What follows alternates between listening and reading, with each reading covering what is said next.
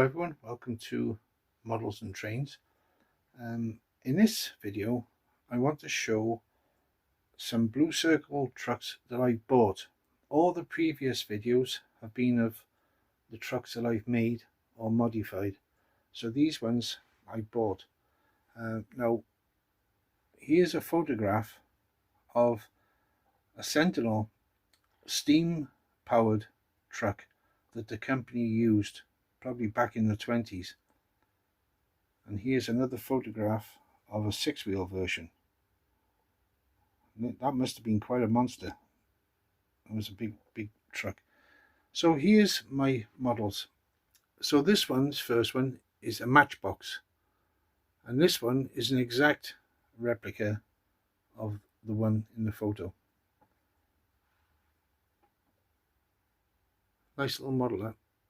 And the next one is made by Corgi. So we'll just set them off. So this is this is a 150 scale. The Matchbox, I'm unsure of the scale of that one. It's definitely not 176 or 187. So it's in between 176 and 150. So it'll probably be a 143, something like that. Two very nice models as part of my collection. Just stop it there. Now what I'll do, let's see how I can do this one. Let's see if I can do a balancing act. Okay, bit of a poor balancing act.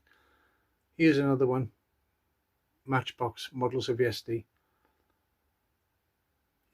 sorry. So this is another version of this first one I showed you. So that's 3 steamers I have in my collection. Okay, so on to the next ones. So the next models I want to show you, I don't have any photographs of. It's possible that they were never used by the company, but the models were available for sale anyway. So here we have 2 Matchbox. These are Morris trucks in the company's livery, as you can see there. Portland Summit, Blue Circle. And then we have 3 Mack trucks from Trackside. Yeah, so we have Morris and Macks. So let's set that one off. Yeah, I've searched high and low to try and find photographs of these trucks. Were they actually in use by the company, or was it just a model manufacturer making their version of it? Nice models though.